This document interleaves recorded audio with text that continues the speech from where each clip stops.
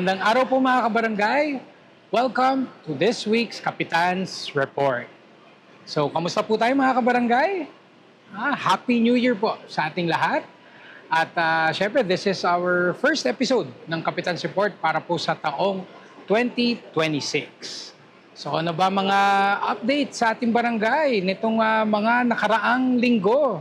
So, unang-una, we're very happy to share na ang Barangay San Antonio ay tumanggap ng iba't ibang award at pagkilala nitong mga nakaraang araw at nakaraang linggo. So unang-una dyan, syempre, ang Barangay San Antonio ay tinanghal na overall passer ng Seal of Good Local Governance for Barangay Level. So we are one of 7 barangays na nakapasa o naipasa ang lahat ng aspeto ng paggogobyerno. Kasama na dyan ang business friendliness, So makikita nyo naman, very particular talaga tayo sa pagiging business friendly barangay. So kabilang diyan, marami pang ibang aspeto mula sa DRRM, gender and development, peace and order at iba't iba pa. So again, nawa maging inspirasyon itong award na ito, itong pagkilalang ito, para mas lalo pa nating pagbutihan ang pagseserbisyo sa Barangay San Antonio. So muli, ang aking pagpapasalamat sa ating Barangay Council, sa ating mga empleyado for working hard, hand in hand tayo upang makamit po natin ang award na ito. At syempre, ang aking pagpapasalamat din sa Pasig City LGU for initiating this award sa mga barangays at gayon din sa DILG Pasig sa inyong walang sawang paggabay sa lahat ng barangay ng lungsod ng Pasig. At syempre, kinilala din po ang ating BSA Urban Garden. So, humakot na naman ng awards. Matatapos na lang ang taong 2025. Tumabo pa ng awards ang ating BSA Urban Garden. At ang ating mga naging award ay unang-una, grand winner para sa Category 2 na Urban Garden. Tinanghal din tayo na Most Productive Garden, Best Recycled Garden Materials Award, and Green Champion Award. So again, ang aking pagpapasalamat sa ating mga gardeners na yung ating mga custodian ng ating urban garden, particular kay Ate Emma Lique na talagang buong puwersa ang pagpapaganda ng ating urban garden dito sa Barangay San Antonio. Siyempre, papasalamat din ako sa Pasig City LGU sa pagkilala pong ito. Talagang nakaka-inspire at tinitiyak namin na mas pagagandahin pa natin ang ating garden dito sa ating barangay. And of course, last but not the least, sa ating mga mahal na constituents, yung mga kabarangay natin na patuloy na sumusuporta sa ating efforts ng sustainable gardening sa Barangay San Antonio. At syempre, nabanggit ko na kanina ang ating business renewal. So ongoing po ang ating business renewal, yung business clearance renewal natin dito sa Barangay San Antonio. So syempre, for last week, nagsimula tayo dito sa ating basketball court. So andito pa rin tayo para sa linggong ito. So hindi pa natin alam ang magiging deadline talaga. Pero sa ngayon, January 20. So wag na natin i-assume na magkakaroon ng extension. So wag na natin antayin ng last minute para sa ating pag-facilitate ng ating barangay clearance for business permit. So sa requirements po, pareho pa rin po. Ang kinakailangan lang natin ay yung ating current na barangay clearance, yung kopya niyan, original man o photocopy, and our updated na comprehensive general liability insurance. So, pagka yan kompleto na, ina-assure namin sa inyo, mabilis lamang po ang inyong pagproseso ng inyong barangay clearance for business permit. So, yung mga taxpayers natin, sinasamantala na rin ang pagkakataon na ito upang magsagawa ng mga amendments. Yung mga nagpalit ng address, lumaki o lumiit man ang kanilang spasyo. So, lahat yan ay ina-amend na rin. Pati yung mga nagpalit rin ng business name o nung pangalan nila sa SEC. So dito na rin ginagawa during this renewal season. So again, wag na natin antayin last minute No, tumungo na po tayo sa Barangay Hall para sa ating renewal ng Barangay Clearance for Business Permit. At syempre maraming salamat din sa ating maaagap na mga taxpayers and stakeholders sa inyong maagang compliance.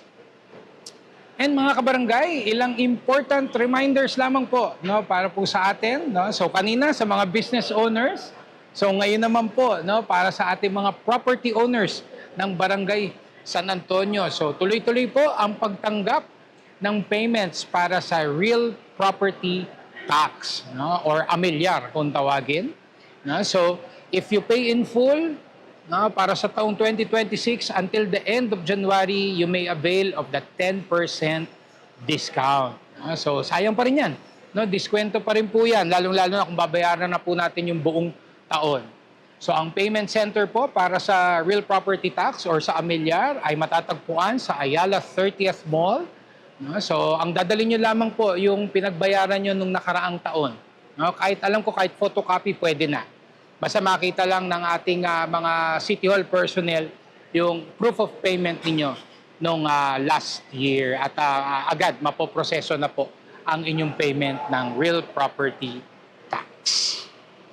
And mga kabarangay, this coming January 18, no, this Sunday na po ang 25th Bambino Festival dito po sa lungsod ng Pasig. So this is Pasig City's version of yung Santo Niño Festival na popular sa Cebu, no? Sa Cebu, no? Very popular po 'yan, and magkakaroon ng Grand Parade sa January 18 sa ganap na alas 4 ng hapon. So karamihan naman ng galaw niya nandun malapit sa Immaculate Conception Cathedral. So huwag kayong mag-alala dito sa barangay natin, di naman maapektuhan ng daloy ng trapiko. Pero sa mga gustong makiusyoso, no, maki-join, no, inaanyayahan po namin kayo, no, sa Bambino Festival Parade. So syempre ang mga parishes, no, ang mga parokya ng lungsod ng Pasig will be represented, no, magkakaroon ng delegations, and yung delegates ng Holy Family Parish, syempre yung mga barangay na sakop niya, at diyan napapabilang ang delegasyon ng Barangay San Antonio. So again, magkita-kita po tayo sa linggo, no? Pit Senyor, no? Happy Bambino Day po sa ating lahat. And mga kabarangay, ang aking patuloy na pag-anyaya po sa inyong lahat to please like and follow our official Facebook pages. Please subscribe to our YouTube channel. Please join our Viber community group. And please do regularly visit our official website, sanantonio.pasigcity.gov.ph, para lagi po tayong updated sa mga nangyayari, no? Hindi lamang sa Barangay San Antonio, kundi pati sa lungsod ng Pasig. Lalo-lalo na yan, no? Bayaran ngayon, no? Yung mga due date. So, importante na malaman yan ng ating mga taxpayers at mga stakeholders. So, again, ang aking pagpapasalamat sa ating mga katuwang sa pagseserbisyo, sa ating mga barangay employees, the Barangay Council, SK Council, the social media team, no? So may bago tayong taon na naman, no? Taong 2026, no? Of course, we wish for the best, no, para sa ating professional na buhay, no, itong taon na ito. Syempre sa ating mga benefactors, mga donors, mga tumutulong po sa atin. No? Maraming salamat, no, especially nung taong 2025, at of course we do look forward to more collaborations this 2026. And of course, sa ating mga mahal na constituents, mga kabarangay natin, mga netizens natin, maraming salamat sa inyong pagiging proactive, no, at sa inyong mga feedbacks, no, na talagang nakakatulong para ma-improve natin ang ating serbisyo dito sa ating barangay. So again, aking pagpapasalamat po sa inyong lahat, sa inyong pakikinig. And rest assured that BSA will continue to do its best upang ihatid po ang tunay na service with a smile para po sa ating komunidad. So sa ating mga barangay, pagdasal po natin ang 2026, no? Nawa ay maging maayos, masagana, no, ang taon na 2026 para po sa ating lahat. So sa ating mga kabarangay, mag-ingat po tayo lagi. Stay safe always. And may God bless us all. Thank you.